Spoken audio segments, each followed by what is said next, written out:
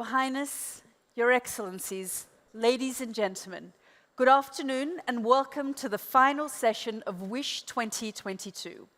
Whether you're joining us online or have been here with us in person here in Multaka, I hope you've been enjoying being part of the many discussions over the past 3 days and engaged with fellow delegates on what you've heard. The summit is the culmination of Doha Healthcare Week, sponsored by Wellways, a program of activities which engage the local community and promote healthier lifestyles. We were honored to have Her Excellency Sheikha Hind open the HMC blood drive and delighted to have David Beckham participate in our breast cancer walk and art therapy sessions. This year's program was also made possible by the generous support of our partners. Let's just take a look at some of the highlights from the past week of activities that have taken place outside this venue.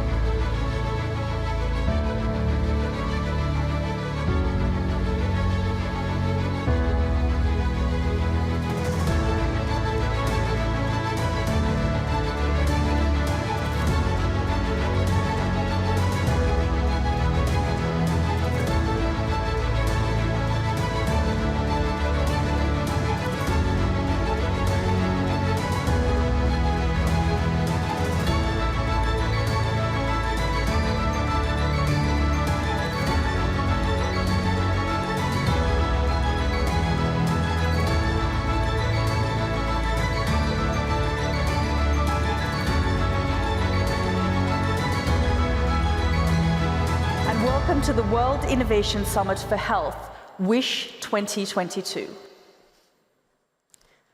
Now, innovation is at the core of the WISH community.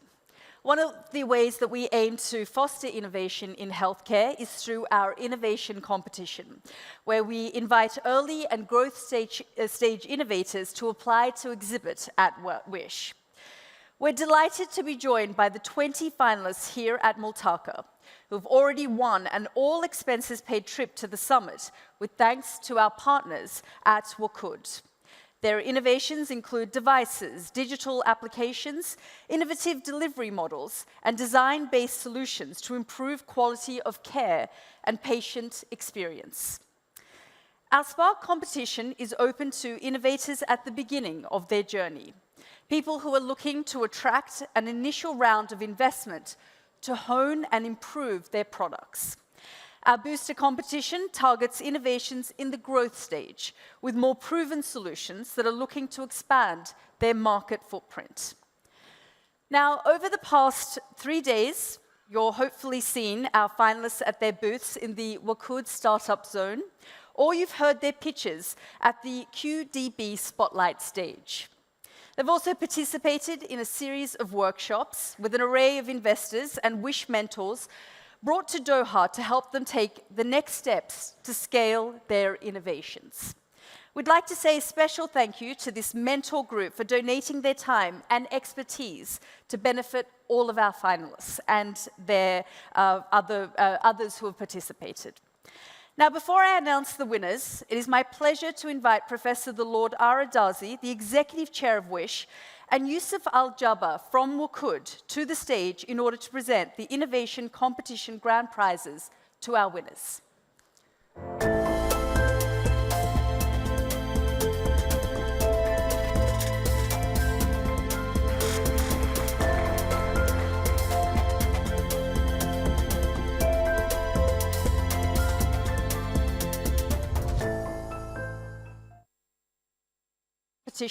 I'm pleased to announce that this year's runner-up is Neurosoft Bioelectronics, a neurotechnology company that aims to monitor and treat patients with severe neurological disorders.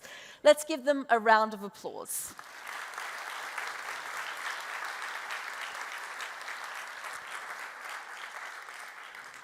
Now to our grand prize winner, RIA Diagnostics, who are developing a test to identify mothers at risk of preterm birth.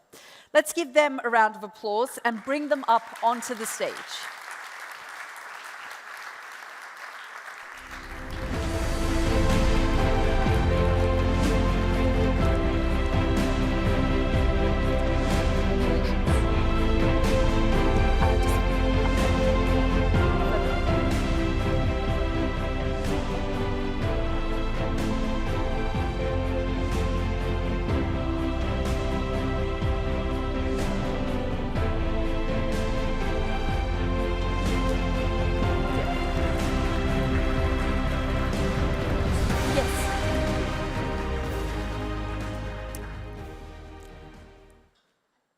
Now it's time for our booster competition. I'm pleased to announce that this year's runner-up is Smiletronics, an at-home AI dental checkup solution. Let's give them a round of applause.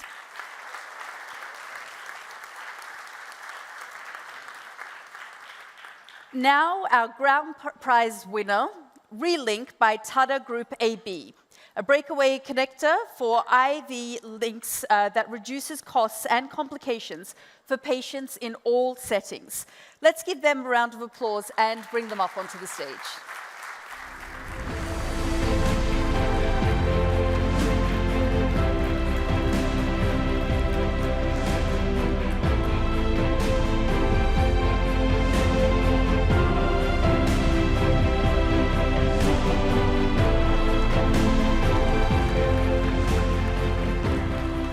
Thank you so much, both, and thank you. And please, if you can join us again in congratulating our finalists and our winners.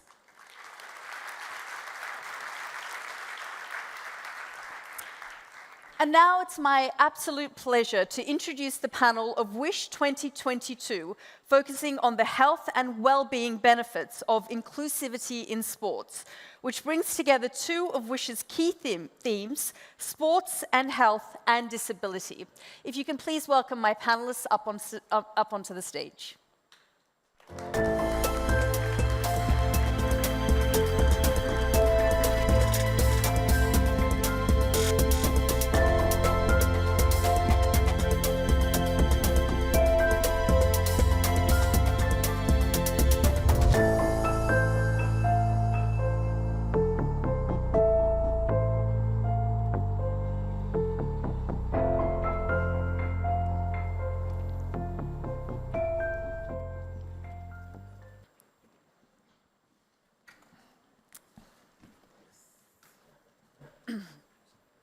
Thank you. I'd like to introduce our panelists now. Vladimir Kuk, who's from the International Disability Alliance, Casper Bergman from the World Federation of the Deaf, Dr. Nawaf Kabara, National Association for the Rights of Disabled People, Lebanon, Daryl Barrett, World Health Organization. Now, I'd really like to begin by speaking and asking you, Vladimir Kuk, about what challenges people in the disability world have to go through. What are some of the biggest challenges that they have to face? Thank you very much. That is a very important question. I would say that probably biggest challenges that we have is actually in a prejudice of people. So basically, we still did not manage to change a narrative around persons with disabilities. We still see people with disabilities through a charity lens, through somehow not being capable of joining society, etc., etc. So for me, that is probably biggest challenge. How do you think this stigma can change? Stigma can change if we all make a commitment, and we can start from this room. I think that we make a commitment. We need to make a decision and to recognize that persons with disabilities belongs to this society. And I believe that if we learned anything from COVID period, is that world is a very small place, and that we are all very much connected. And if we exclude, for a long time, 15% of the world population, we cannot move forward. We cannot advance as a world. We had Giles Dooley here just yesterday. He lost 3 of his limbs in an explosion in Afghanistan several years ago. And he talked about the importance of resilience and finding that inner strength. How does sports help that? That is a very good question. I believe that sports has, besides obvious one, which is health benefits, and I don't need to speak about health benefits to room like this, right? Besides that, I think that sports has a benefit for a person with disabilities because if it is bringing stronger self-esteem, it is increasing general social well-being, and generally providing for opportunity to persons with disabilities to be more included in the community, while simultaneously making the community richer by having the diversity value within. So I think it is a win-win kind of scenario. Sports can help, sports and generally physical activity can help people with disabilities get more included in a community, while a community will definitely benefit from that process. Dr. Nawaf Kabbara, I want to come to you because we often talk about the importance of sports here in the Middle East.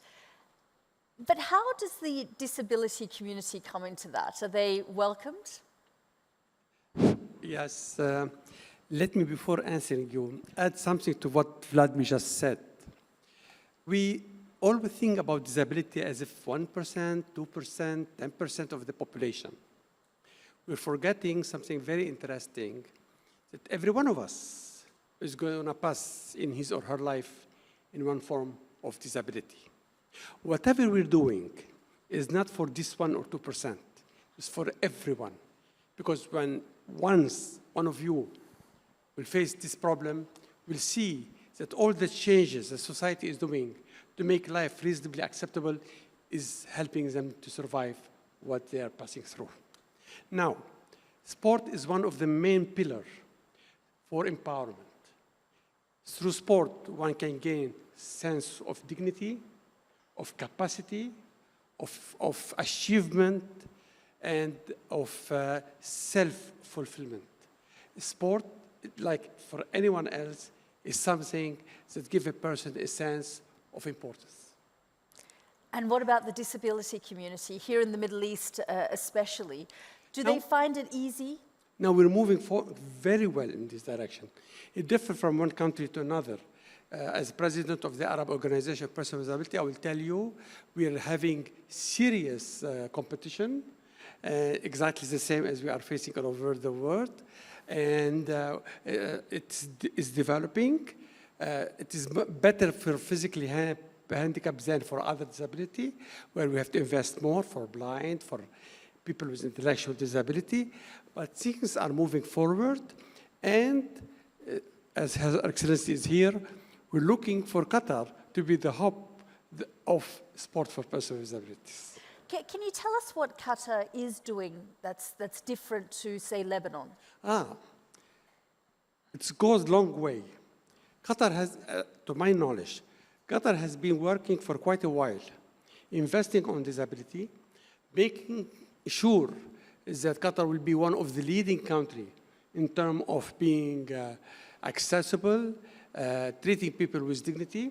I know when I came first, maybe 15 years ago, now, major difference, good development. I know they know that there are lots of things to be done yet. Yes, true. Doha is very accessible. The way they treat people is with dignity, is with some sort of, now I won't say compassion, but dignity and acceptance and understanding. And when you see what the plans they are doing, you could see that they are really putting a serious effort to make things change. And that's, for us, is something of vital importance. And that's what I want to know. I mean, what lessons can a country like Lebanon learn? You know, in Lebanon, we used to always try to show that we are the first in the Arab world. Now we have what we call the positive competition. Now, Qatar is ahead of us. we're gonna compete with you. Thank you. Lebanon has a long history of working with disability. And in Lebanon, you have a very vivid disability movement that have pushed things forward. Now, because of the turmoils, wars, and things like this, which has a positive and negative. Because of the wars, there was lots of societal interest in disability. I would say we're expecting from government to do much more than what they're doing now. Civil society is doing a very good job, but we still have lots of things to do. Daryl, I just want to bring you into the conversation here. I mean, clearly things like stigma and discrimination remains. There's been a report, the first of its kind, looking at disability and equity. What are some of the highlights that came out of that? Look, it's a pervasive issue, stigma and discrimination. It's across all sectors, and it's one of the leading barriers that persons with disabilities and their families experience. I'm glad you mentioned the report because it is the first of its kind. It's the World Report on Health Equity for Persons with Disabilities. And WHO has been asked to produce this report. We were asked at a World Health Assembly resolution last year, where the Director General was given a request to develop a report on the highest attainable standard of health for persons with disabilities. And why we need this report right now is, in a nutshell, the health outcomes for persons with disabilities are far worse than the general population. That's as plain as we can put it. And we present the evidence in the report reflecting on 3 of the health indicators. One of those is mortality, the other is morbidity, and the other is functioning. So, for example, persons with intellectual disabilities, on average, die younger than the general population. If we look at people with Down syndrome, on average, it's 20 years younger. We also know that persons with disabilities are more likely to have chronic illness, so cardiac disease, diabetes, arthritis. Is that because of lack of mobility? Look, the bottom line is that there are unjust and unfair circumstances or conditions that exist in society that perpetuate or contribute to those poor health outcomes. And in the report, we break it down into things like the structural barriers, so stigma and discrimination, as Vladimir and Nawaf were talking about. We also see risk factors, and we also see the health sector itself. We know that there are barriers in the health system that COVID has unveiled that have existed for decades, if not centuries, about the experience that persons with disabilities have. We have the evidence. Now is the time to take action. Did COVID make things worse for the disability community? I defer to my colleagues on the right about that, but from our experience, absolutely. But yeah, Vladimir or Absolutely, absolutely. I mean, from the very beginning, we saw that in many countries, when doctors were left to their own devices, they were making decisions that were very much discriminatory against persons with disabilities. So when they had to make decisions who will live and who will die, they made the decisions based on their personal understanding of the worth, of value of those lives, right? So typically they will go in a direction that non-disabled lives are more valuable somehow. Or simply they believe that they have more likeliness to survive, which is also possible. But we knew that there was a lot of discrimination in that very first days of COVID. We then very quickly acted together with WHO. We had a commitment from Dr. Tedros from day one, and we really changed that narrative within weeks, so that there were many legislations produced, but still many lives were lost. Many lives were lost because of simply world was not ready for this. World was not ready for COVID, period. On top of that, world was not ready for COVID, for including persons with disabilities in this response. And to a certain degree, persons with disabilities were more likely to contract COVID as well, because there is no social distancing if you need assistance 24/7. Simply, there is no social distancing. Can I ask how you coped in that period? I had two like personal assistants in my house for first 3 months of COVID. We didn't leave a house. But many of my friends did not have that situation. And whenever they were opening a door of their house, they were facing a life threat because they need to open a door for a personal assistant to come and help. Many others simply did not have personal assistants. So there was a lot of troubles with the COVID, especially at the beginning when people were, world was very much confused with what is going on. But I think that we need to learn from this, I think that we can talk about barriers and about problems a lot of time, and maybe world little bit needs some like positive news and some like hope here. And I think that some of the lessons that we learn, I believe that we need to work together. Health sector needs to come together with organizations of persons with disabilities to work together how to make services more inclusive. We have now luck with Daryl and with the WHO team that we are working together, side by side to try to make this shift. But health sector is not there yet, and far from it. In the global north, global south, there is a lot of things to be done. Casper, I want to bring you into the conversation. In terms of the deaf community, what are some of the biggest challenges they face when it comes to sports, for example? Well, maybe I would like to comment on the question and see it in another angle. Health related to sports, I think, is physical health, but there's also a very important angle on mental health. And within the deaf community, sport has always played a central part, because that's the mental health for deaf people. We usually say that we have 3 pillars in fostering thriving and sustainability for us in deaf communities. That's sports and deaf schools and deaf clubs. It's a good place for deaf people to meet, to be with each other, to share language, which is very important for deaf people.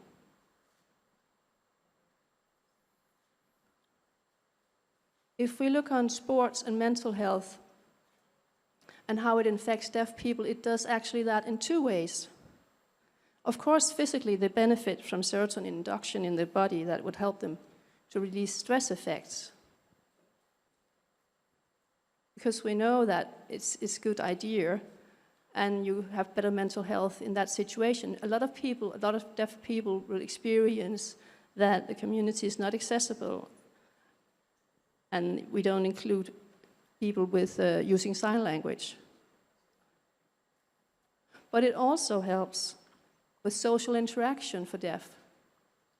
It's very important for deaf to meet other deaf people and use sign language and take away the barriers and isolation that most deaf people experience in community. We have a lot of stories from deaf people saying that the first time they meet other deaf people is within sports. Because usually they thought they were the only deaf one in the world. They felt totally isolated.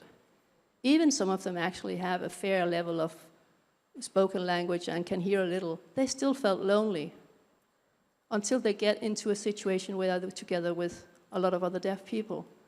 So in that sense, sports helps break isolation. If you can participate in a community and be in a group, you can have comradeship, and you can be with like-minded people and share your common language, the sign language. And you feel that you belong somewhere. That's quite essential. And usually deaf people don't have that, but sports gives us that. Do societies help? Do they make things easy for the deaf community? I'm just trying to understand some of the challenges in being able to meet other people in the deaf community, being able to participate in sports. Is that readily available?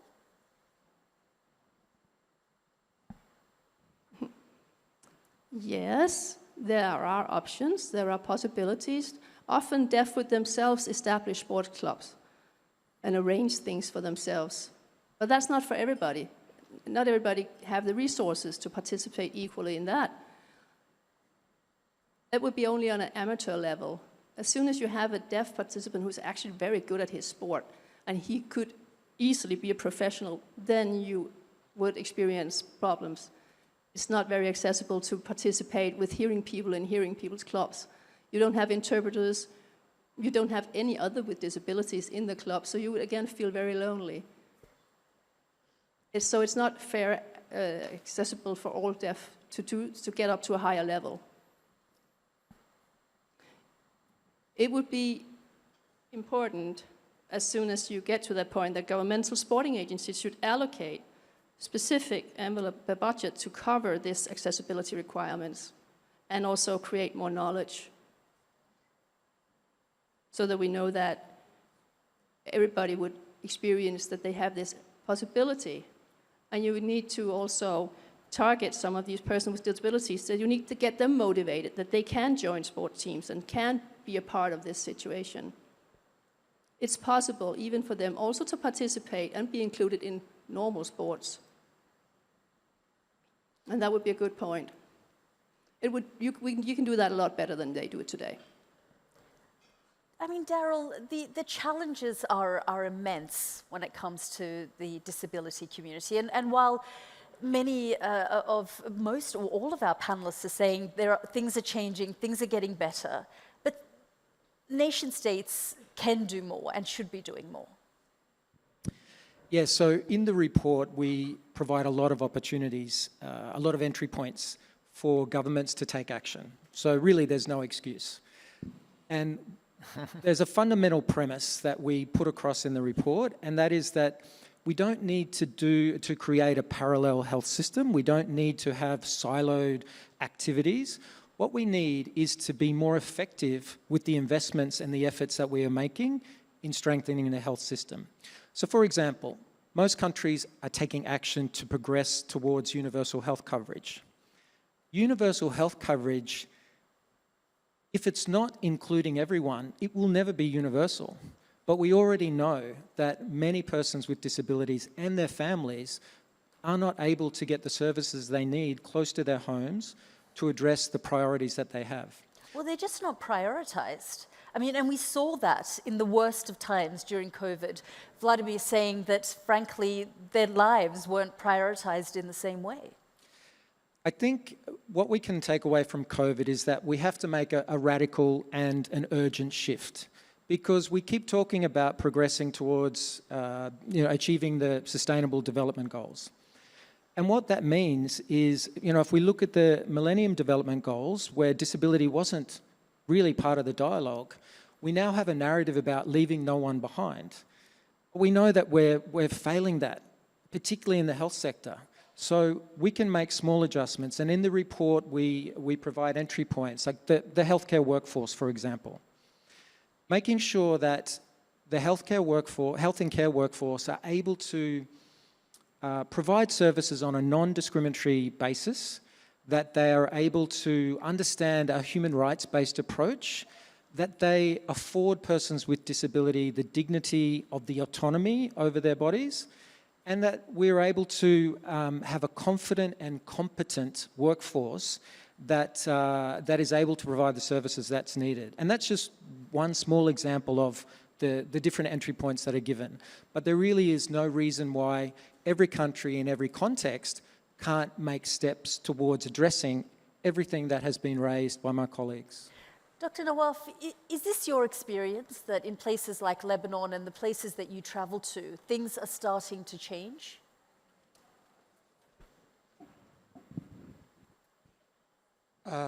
If you look 10 years ago, where we are now, no doubt we are much better. There is some sort of, there is a word I like in French, said enjeu, game, that is moving. That is a pressure from the organization of persons with disabilities to make sure that persons with disabilities are not left behind. There is understanding from United Nations agencies and government to what's going on. And there is a push as much as possible to make things better. However, for example, I always said that I got my disability in 40 years ago, following a car accident. When I had my accident, at that time, I was in a certain situation. When I am now is much better understanding society, much better inclusive society, inclusive environment, but at the same time, much more difficulties in terms of facing, like in the health sector, understanding of the institution to special needs of persons with disabilities. I just been in hospital 2 weeks ago, and I came out with a pressure sore because of the negligence of something that should not have taken place. So I would say, for example, we don't have, in Lebanon at least, I would say, we don't have an expert on spinal cord injury. Something very, very strange, especially it's things going on all the time. When I have some problem, for example, dizziness, I don't know where to go, which doctor. All these stuff are there. Now, with WHO, for example, they started with very medical approach to disability. Now they are shifting toward much better right-based social medical approach, which makes sense because the medical is just a result of other factors that affect it and make it what it is.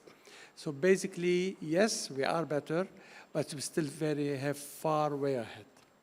And Vladimir, I just want to end by talking about resources, which is something you raised. You were lucky enough during the pandemic to have resources, but many people that you know didn't. How does that need to change going forward so that people in low and middle income countries, especially from the disability community, can have access to certain resources, be able to access things like sports, for example, to make them feel more included in society? Thank you very much. Yes. So basically, just to a little bit build from these past two questions and responses, we are moving forward, but we are moving a lot with very well-shaped political commitments that we are having from world leaders. But this is not necessarily matched with the real financial commitments that are following. In the world is faced with a number of now challenges, with number of priorities. So it is very hard to navigate through so many priorities. But we feel that there is a significant disconnect exactly between nice polished documents and speeches in the rooms such as this one, in the UN or in New York, Geneva, etc. And actually what people are doing, how much resources are world leaders putting towards disability. When you compare, for example, UNICEF with a $6.5 billion investment in implementing the Convention on the Rights of the Child, that is a primary responsibility of UNICEF. We have one UN body that is having $5 million per year to promote Convention on the Rights of Persons with Disabilities. So 1,000 times less follow-up on the equal, that those two are completely equal human rights conventions. So something doesn't compute. So that's why IDA, International Disability Alliance, with the key donors are started in 2015 GLAD, which is a donor coordination mechanism, exactly to challenge this status quo that people are not taking it seriously. We need significant investment in a disability right so that disabled people can contribute back. We know that without including persons with disabilities in, for example, open market, we are losing as a world $6 trillion annually in a GDP. That is a huge contribution that disabled people can make. But we need initial investment from the global community towards the creating preconditions for disabled people to engage. So I think that this is one of those calls, and it is about time. I think a very, very important note to end on. Thank you to all of my panelists here today. Ladies and gentlemen, if you could please thank my panelists for some very important points that they've raised, that have been raised over the past few days. Now, alongside the wider discussions we've all been involved in, a working group involving WISH, the WHO, advocacy groups and government representatives have been working on organising a global movement to improve sports inclusion and health equity for persons with disability. The culmination of this work is the WISH Declaration on Disability Inclusion in Sport and Health. I'd now like to invite the CEO of WISH, Ms. Sultana Afdal, to join us on the stage to read the declaration and outline our call to action for all of you.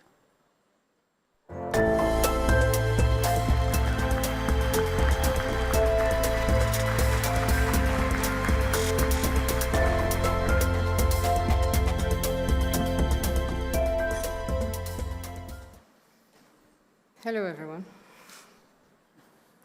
Human rights are universal, indivisible, interdependent, and interrelated, and should be guaranteed to all persons, including persons with disability, in all their diversity.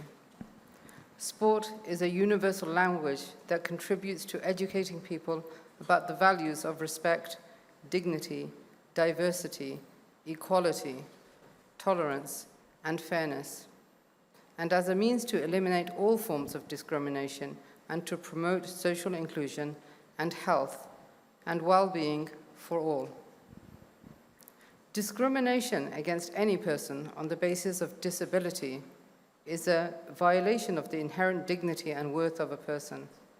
Persons with disability have the right to the enjoyment of the highest attainable standard of health without discrimination, as per Article 25 of the Convention on the Rights of Persons with Disabilities. Persons with disabilities have the right to participate in an equal basis with others in mainstream sporting activities at all levels, as well as in disability-specific sporting activities, as stated in Article 30 of the CRPD.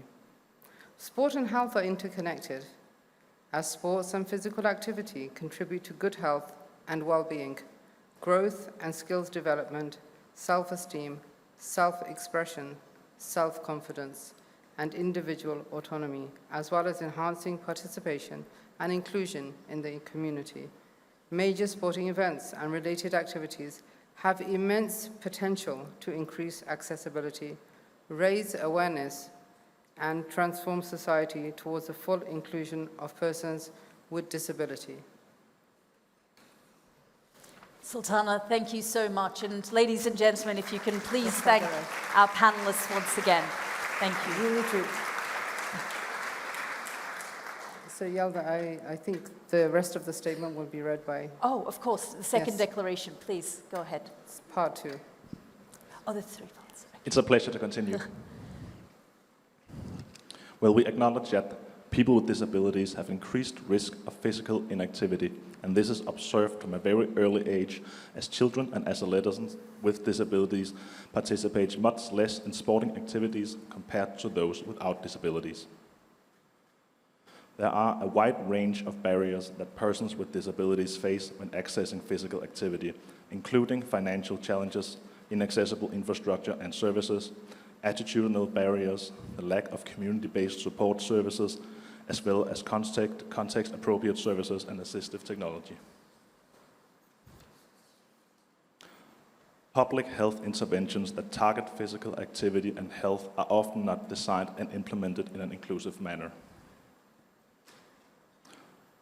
Persons with disabilities experience poor health outcomes due to the exclusion from physical activity, sport-related public health interventions that are not designed and implemented in an inclusive manner, which then impacts on education, employment, and social inclusion.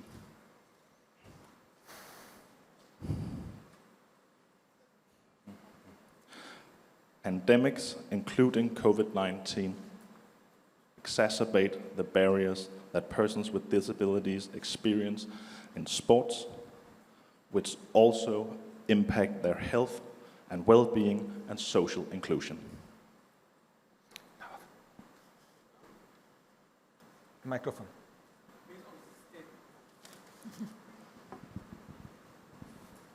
Based on the statement above, we commit to adopt a human rights-based approach to inclusive sports for persons with disabilities, which is culturally appropriate and respects diversity, dignity, and individual autonomy of persons with disabilities.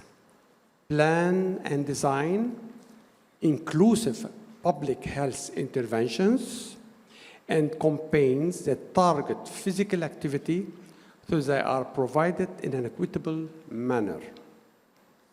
Design awareness-raising campaigns and training programs for health and care workers and sports providers to change their perceptions about persons with disabilities and provide guidance on how to implement disability-appropriate services, promote innovative and apply universal design in the infrastructure, communication, and services related to health and physical activities, fulfill our obligations under the CRPD and commitment under the HGC 3 and 16, as well as other international and regional frameworks, to take appropriate measures to remove all barriers for persons with disability from participating in sports and recreational activities and achieving their highest attainable standard of health. Work together to achieve inclusive sport and health equity for persons with disability, including by engaging organization of persons with disabilities. Dr. Nawaf, thank you. Casper, thank you so much. And Sultana, thank you. And I encourage all of you to join the movement. And if you can please put your hands together to thank all of the panelists.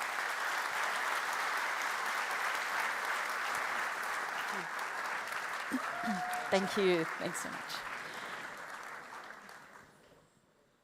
Now, we transition to our final session of the day, which focuses on the power of sports to benefit the health and well-being of all people across ages and groups of society. To kick us off, we'll hear again from Babatunde, a migrant worker, about what football has meant to him.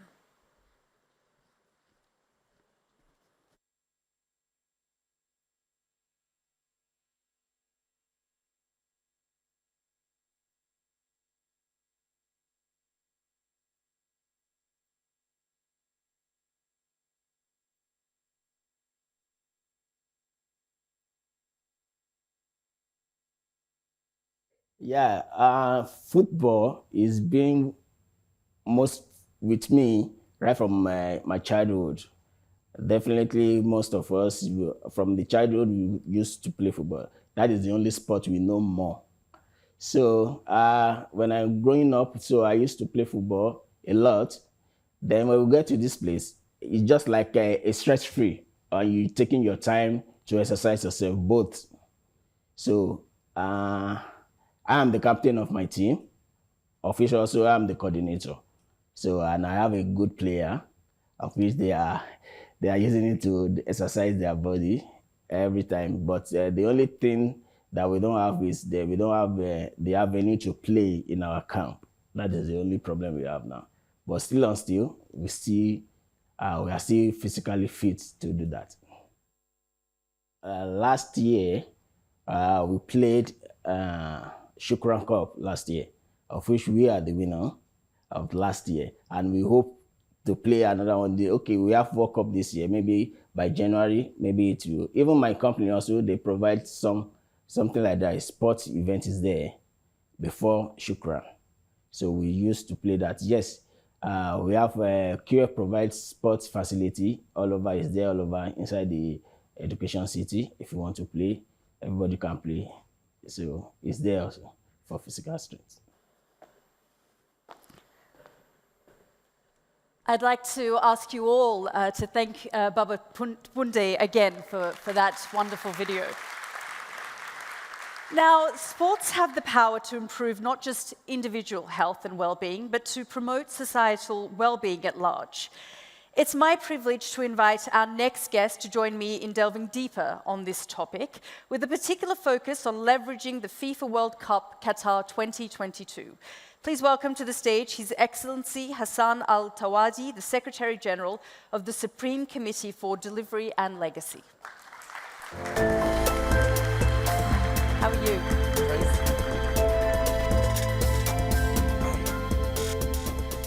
Thank you, Your Excellency, for joining us here today at WISH 2022, the final part of this three-day summit. Now, you've led the SC for 11 years now. 12. 12, okay. 12 years. 12 years. Just tell us about the opportunities you've seen for the promotion of health and sport, and what you've been able to do with that. Absolutely. Let's start off by just calling me Hassan, because it's a lot easier. I mean, look, I think, you know, from early on, we recognized that, you know, the World Cup and football in particular, I mean, we just heard, you know, Babawende, you know, speaking about the power of football on a personal level, but we always recognized that it had a very, very strong, impactful level on a society. And whether it's in terms of individual participation or team participation, or more importantly, in terms of using it as a platform and promoting healthy living. You know, one of the initiatives that we've launched with the Ministry of Public Health, along with FIFA as well, and the WHO, is utilizing this tournament to promote healthy living. Now, what we're talking about is reducing trans fat in people's diets, so improving people's diets, well-being, trying to combat the sedentary life that I think this world kind of suffering from right now is a big part, you know, I would call it as a curse. And the idea is to try to promote a healthy living, a more active life, and utilize it because it really does touch everybody, one way or the other, whether it's, you know, an individual who's not interested in football but has got friends who are crazy about it, and that has a transference in there, a transference impact of promoting everything that we talked about. Now, another initiative that we launched a few years ago was Generation Amazing. Initially, Generation Amazing's main purpose was using football for development. And when we talk about football for development in terms of social skills, communication skills, and so on, but as we started implementing a lot of the initiatives using football, physical well-being and mental well-being became, you know, positive side effects of what we were looking at. And then they ended up becoming a very important primary goal that we wanted to achieve and ensure that we were able to use these initiatives to try to get people to understand more, or encourage them more in terms of the need for physical activity. And at the same time, start introducing the elements of mental health as well, which I think, you know, since COVID, a lot of people have been made more and more aware of the impact that it has. And the idea, and again, this World Cup has allowed us to be able to promote mental health in our workers. We launched the Workers' Cup a few years ago, many years ago, and the impact that we saw, I think, you know, Babawende probably spoke in his own words about the impact that we saw within the workers' communities when they were participating in the Workers' Cup. And so, as I said, I think it's, in terms of a promotional platform, there's nothing more powerful, more impactful, and more penetrating than the World Cup. And I want to pick up on that point because we saw members of the disability community here on the stage talking about the impact of COVID-19, talking about the impact COVID-19 had on mental health. It's a theme that we've heard over the last few days. Just talk about the importance of sports really bringing people together, and especially in the context of the World Cup. I mean, look, in terms of the importance of bringing people, as you said, I mean, you know, we heard inspiring stories over here, at least the ability for sports to make at least members of the deaf community not feel alone. That is unbelievably powerful. You cannot imagine, you know, what it means to actually find camaraderie on the pitch, whether you're participating, whether you're sitting down in a group of people watching a football match, engaging, you know, as a fan group. It creates a bond. It creates a long-lasting bond. Now, I think if COVID, in my opinion, my personal opinion, and there's a lot of experts here, but in my personal opinion, if COVID indicated one thing, is that we are social creatures. You know, we yearn for social interaction. We yearn for being around, you know, members of the community. There's one community, bar none, that I think unifies us all overall, generally, and that is football. And the World Cup brings that together. And I think, again, the World Cup 2022, it's the first major global event since the pandemic where we're able to actually come together, celebrate together. Hopefully, and I always say touch wood because I don't want to jinx it, but hopefully it's putting, you know, the past of COVID behind us, recognizing that there's a lot more work to be done. But the fact is, we can truly end up becoming one global community. That power, whether you're looking at emotional health, mental health, or physical health, can never be underestimated. Hassan, you talked about a little bit there about Generation Amazing, but just tell us what's next for it. The world. I mean, well, simply put, you know, the idea for Generation Amazing is that it lives beyond it. The stories, the individual stories, the societal impact that we've seen on, you know, from Generation Amazing, having leaders within the communities, young ladies, you know, being able to push for women's rights within rural communities, whether it's in Pakistan or so on. The impact that we saw for the Afghan refugees when they were here in Qatar, and Generation Amazing, and how it impacted them and allowed a lot of them to be actually leaders and support their own members of the community in such a turbulent and traumatic time. You know, we realized this project, the initiative, has to live on. So it is a foundation. It will last. We have made great partnerships throughout the globe, and it will continue. It will expand. I'm going to selfishly ask you a question about that By because all means. I'm an Afghan, so I'm going to declare this. That's why a particular interest. I mean, tell me a story that touched you from that group that came and were part of Generation Amazing. Look, I can't highlight an individual story. What I will tell you, though, you know, is one thing that I saw that I kind of felt the power of football, and let's say the long-lasting power of football. Now, you know Nadia Nadim.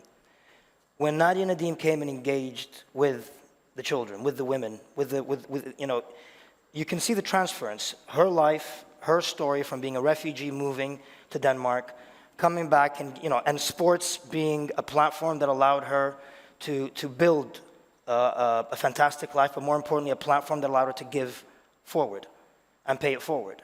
And then you see the children, the way they interacted with her, the way they were inspired by her.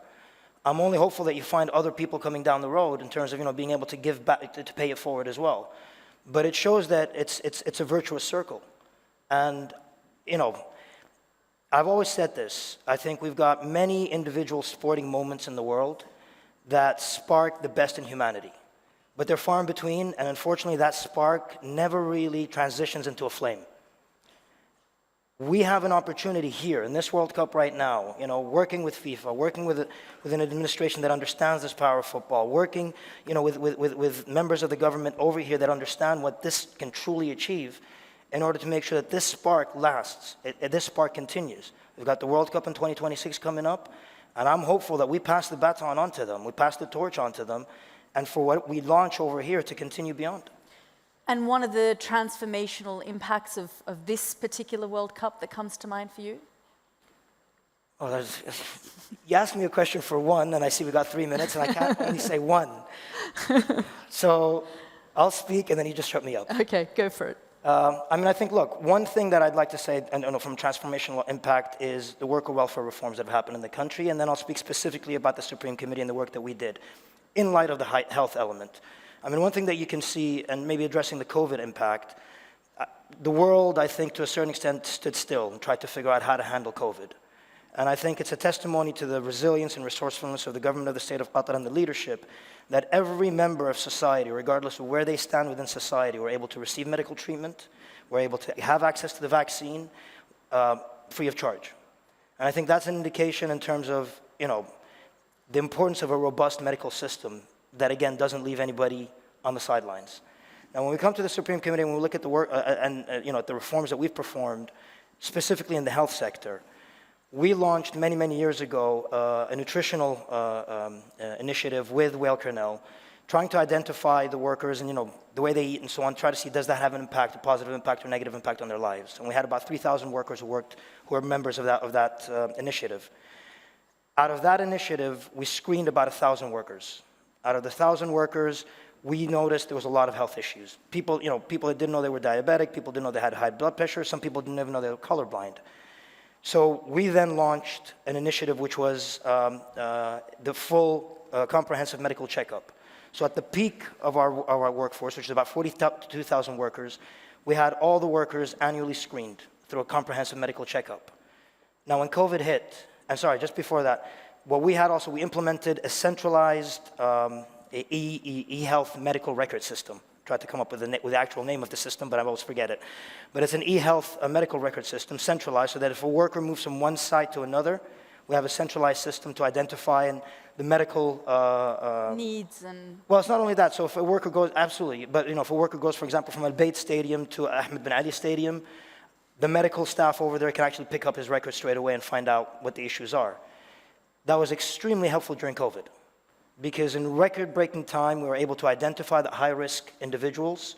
We were able to isolate them from the workforce, put them in a safer environment, while the rest of the workforce were able to stay, within their own facilities. But the idea was that it was a legacy, it was an initiative that we started, very, very small initiative that had a very impactful impact during COVID. And it's an indication in terms of how, and obviously this initiative now is being, there's discussions about actually launching it nationwide as well. So it's an indication of how an initiative that's related to a tournament can actually have a wider impact and will have a wider impact going down the road. Well, we'll all be watching very closely. Hassan Thank Al Thawadi, thank you very much for your time. Thank you very much. Thank you. Can we get up? Thank you. Thank you again, and I'd like to now invite Mr. Gianni Infantino, President of FIFA, to continue this conversation.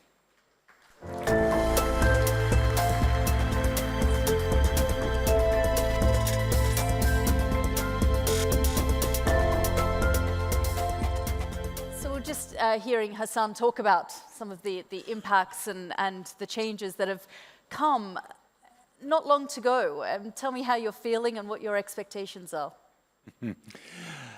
Well, I start feeling really the adrenaline coming up, but let me say hello to Your Highness, Excellencies, everyone here present. It's really a great pleasure and an honor for me to be sitting here today. A few days, how many is it? 46, I think, before the kickoff of what simply will be, the best World Cup ever.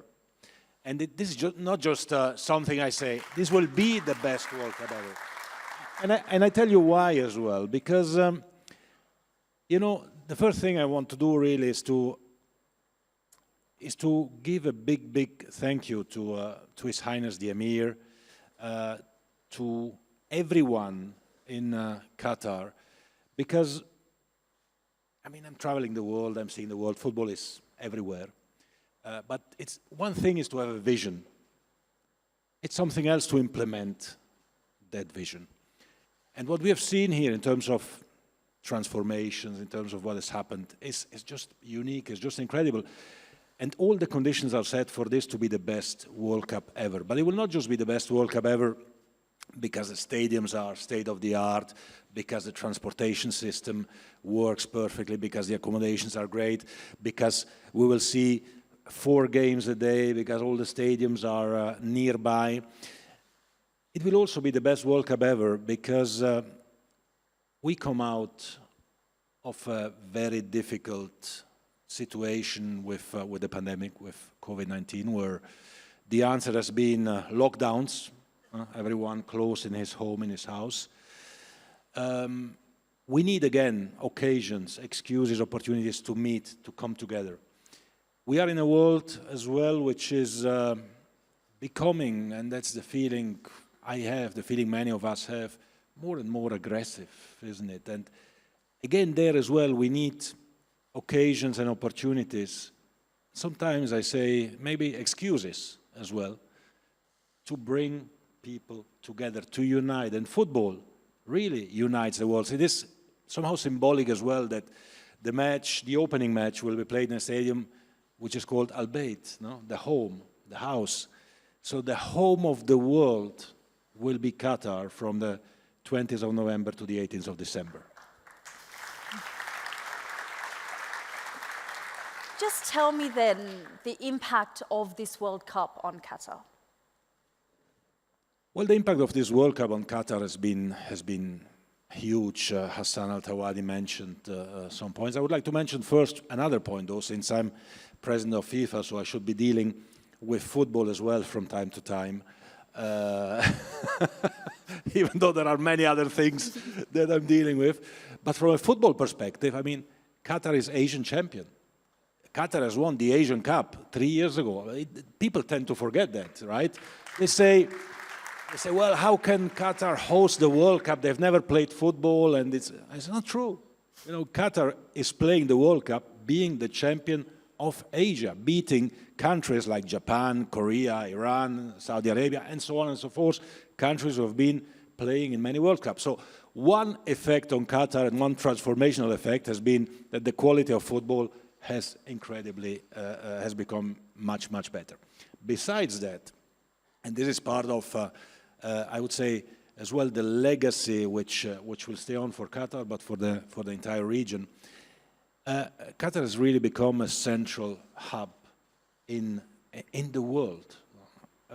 Not because of the World Cup, but certainly the spotlights of the World Cup have helped as well to put Qatar on an international map, and things have changed. We have been speaking about workers' rights, about human rights, which rightfully some criticism was raised, rightfully, and changes have happened. Kafala system has been abolished, minimum wages have been put in place, security measures for workers have been put in place, which put the workforce today in Qatar at the same level as the workforce in Europe. And it's not the FIFA president saying it, it's international labor unions saying it, and they must know something about these topics. So all of these changes which have happened in terms of the workforce, in terms of the country, in terms of the international situation. You were saying before you are from Afghanistan. I mean, what this country did when we tried to bring out of Afghanistan some football players, some women who were playing football, was unique. Before they came out, and we managed to get a group of a few hundred girls and women mainly out of Afghanistan from the football and sports community.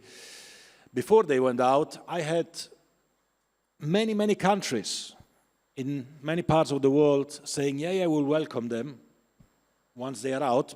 I don't know, maybe they were thinking they will not be coming out. They came out thanks to the diplomatic work of Qatar. They came to Qatar, and then when we were asking different countries around the world, well, suddenly the doors were closed.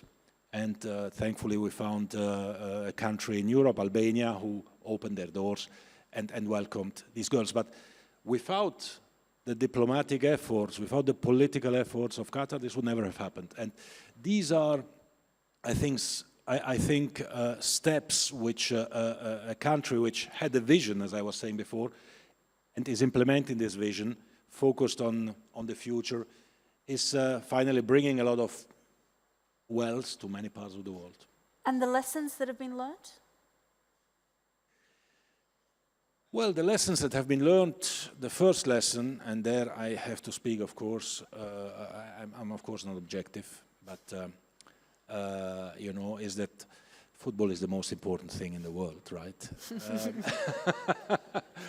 As I say, Doha will be until the end of the year the capital of the world, as I say, of the world of football, but because football is the most important thing in the world, it will be the capital of the world.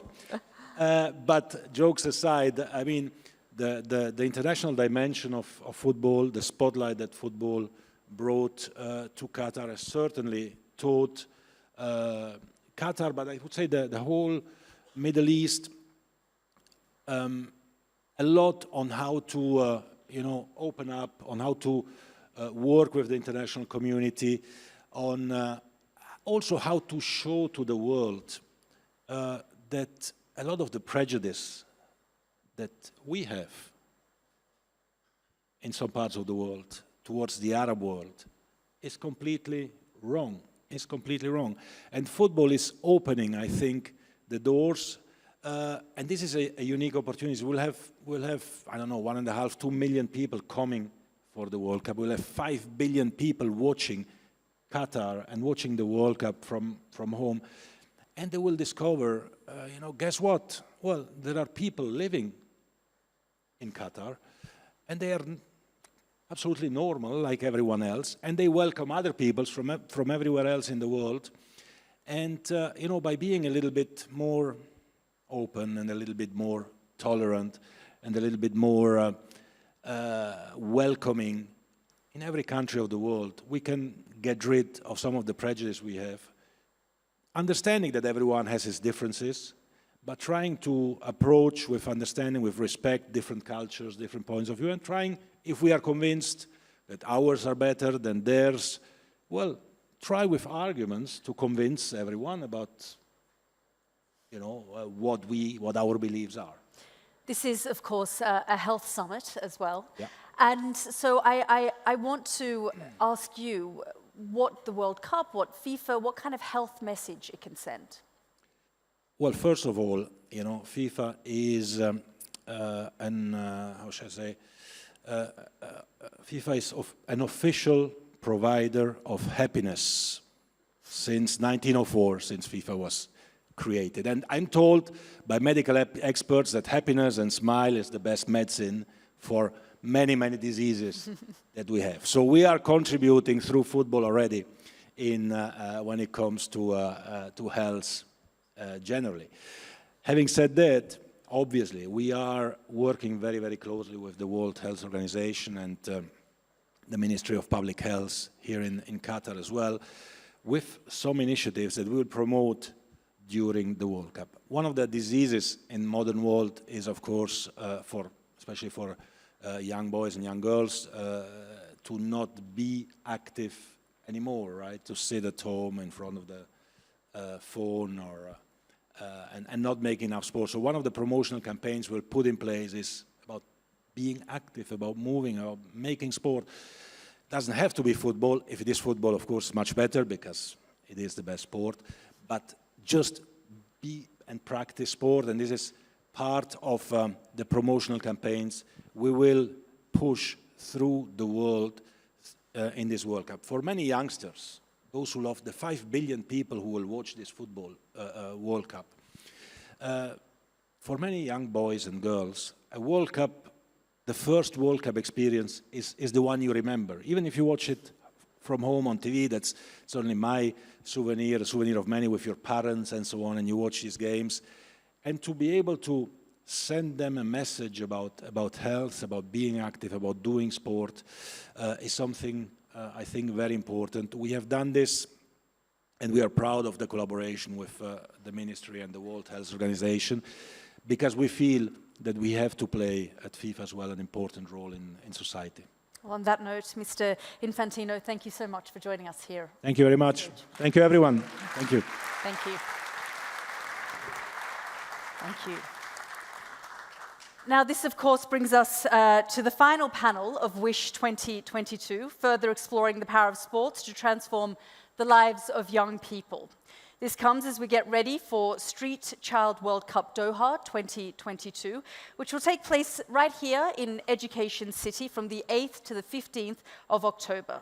The event will bring together street-connected young people from across the world to take part in a football tournament and a festival of arts, as well as advocate for their rights and protection through a child-focused Congress and General Assembly. Now, this year, WISH has worked with Street Child United to shine a spotlight on provision of healthcare for street-connected youngsters, so it's fitting that our last discussion has a strong link with Street Child. If I can please ask our panelists to come up onto the stage.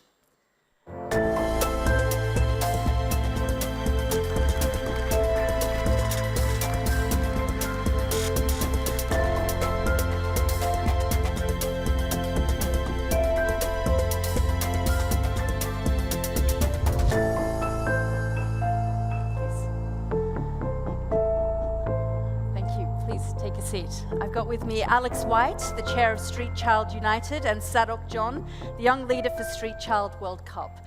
Alex, if I can begin with you, can you tell us a little bit more about what Street Child is? Yes, and good afternoon, Her Highness, Your Excellencies. Thank you for inviting us to speak on the stage at this prestigious event. Street Child United was founded in 2010, and we use the power of sport to advocate for the rights of street-connected children around the world. Our motto, excuse me, our motto is, I am somebody. I am somebody. And this reflects the words spoken by a very important young man from South Africa called Andile. And he said to us, when people see me on the streets, I am a street child. When people see me play football, I am a person. I'm a person like you. We believe football is more than a game. And our mission is to change the perception of street children and the way that they are treated. And we do this by using major sports events such as the FIFA World Cup or the Olympic Games. And we use that to create a platform where street children can be seen and their voices heard. And we amplify their message and the message of the partners that we work with to ensure that they can access education, freedom from violence, gender equality, and a legal identity. And gender equality is particularly important to Street Child United because street-connected girls are much less visible and much more vulnerable to exploitation and abuse. How challenging is it then for you to bring some of these kids, especially some young girls, into your community? It's not easy, and we rely on partnerships such as that with the Qatar Foundation and the ambassadors and embassies around the world who open doors for us because they believe in the children that we work with. These children often don't have identification, any documentation, passports. Visas are very hard to obtain without those documents. And without the support of people like you in this room, we cannot do this. So thank you. And can I ask, Alex, how many children across the globe you work with, roughly? Well, there are estimated 150 million street children around the world, and we try to reach all of them through our partners. Through our events, we typically engage several hundred children and bring them to countries such as Qatar for our events. And through our Young Leaders program, and we're joined by one of our excellent young leaders here today, their role is to take the message back to their countries and to act as positive role models, champions, advocates for children's rights, and to reach those additional children. I want to bring you into the conversation, Sadok. You're a young leader. Just tell me a little bit about your backstory, where you grew up and how you got involved. Thank you. I grew up in the streets of Mwanza, Tanzania, and in the family of 6 boys, raised by one strong African woman.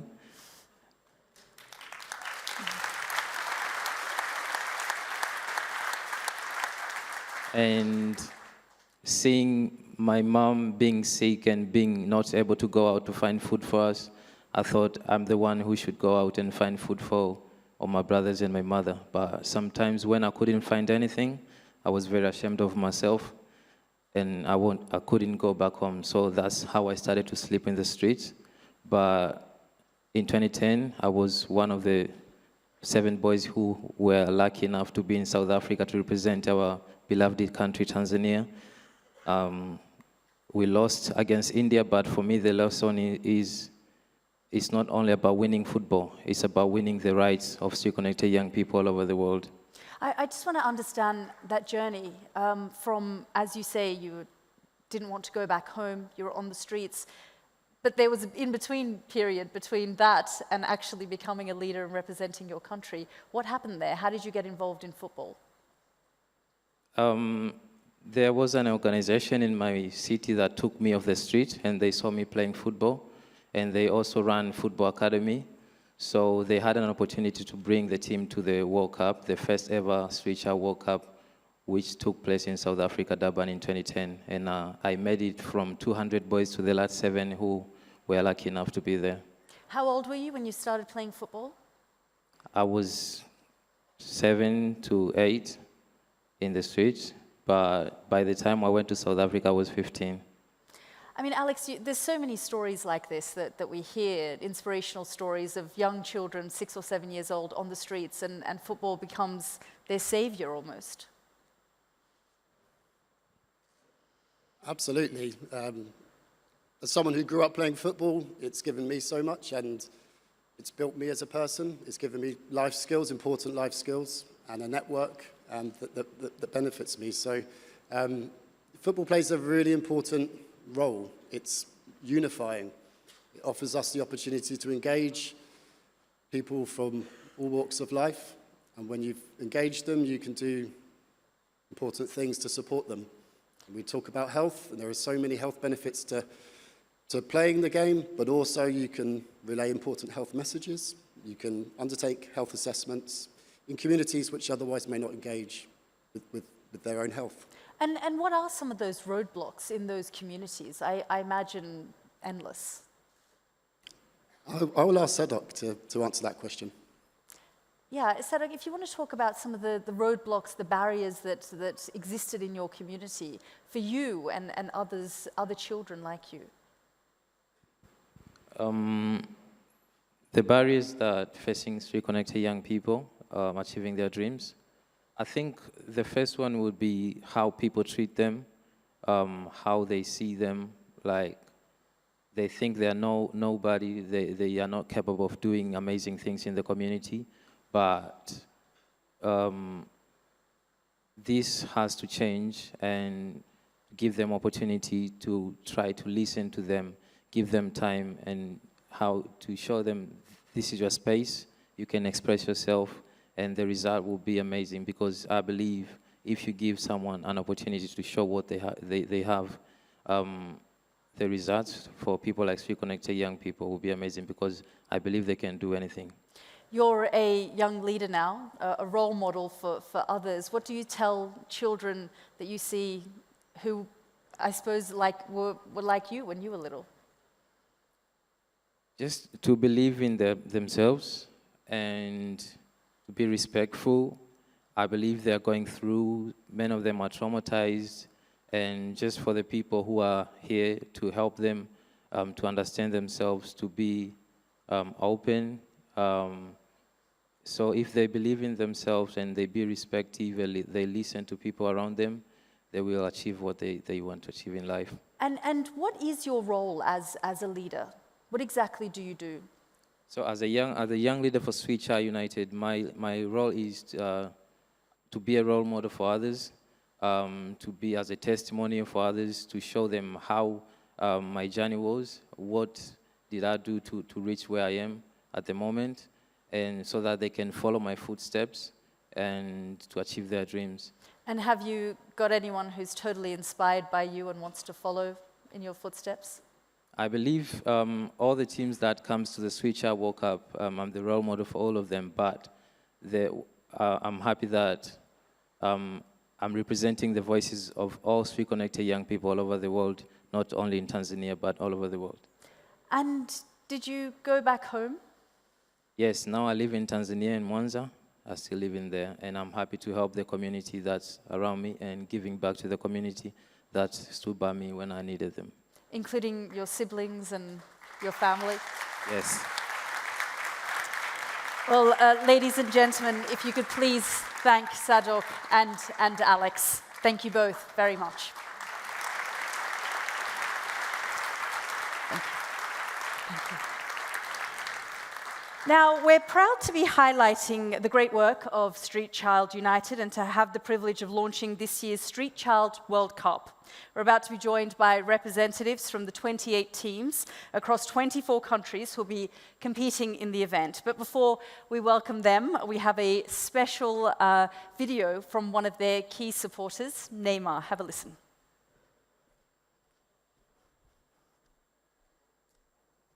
Fala pessoal, aqui é o Neymar Júnior. Sei que vocês estão vivendo um momento especial. Gostaria de estar aí com vocês, mas mesmo de longe, eu tô na torcida.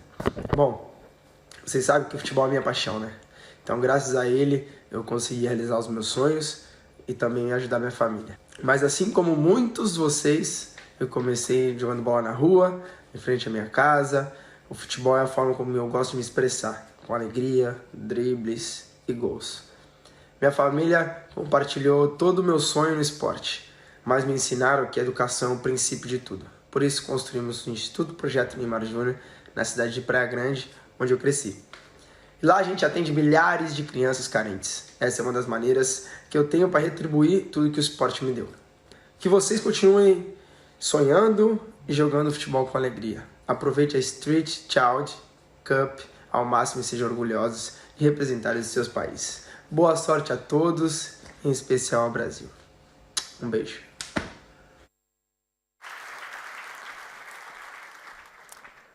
Thank you so much to Neymar for that special message to all of the Street Kid United group.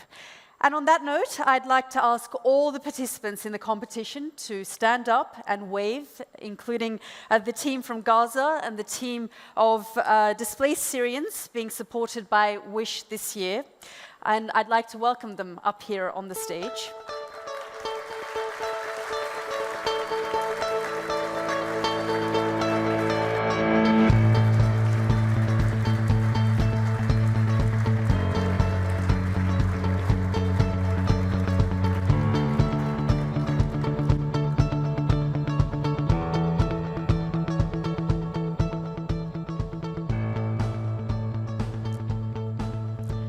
And this marks the beginning of their World Cup here at this event. And with the launch of the next event here at Education City, the sun sets on our time here at Wish 2022. I'd like to thank our main strategic partner, QNB, as well as all of our event and research partners for their support for Wish and their ongoing support for the health sector. And of course, thank you to all of our delegates, both online and here in Doha. We hope the conversations you've had, you've nurtured, and the connections you've made inspire you to do your part. Thank you so much.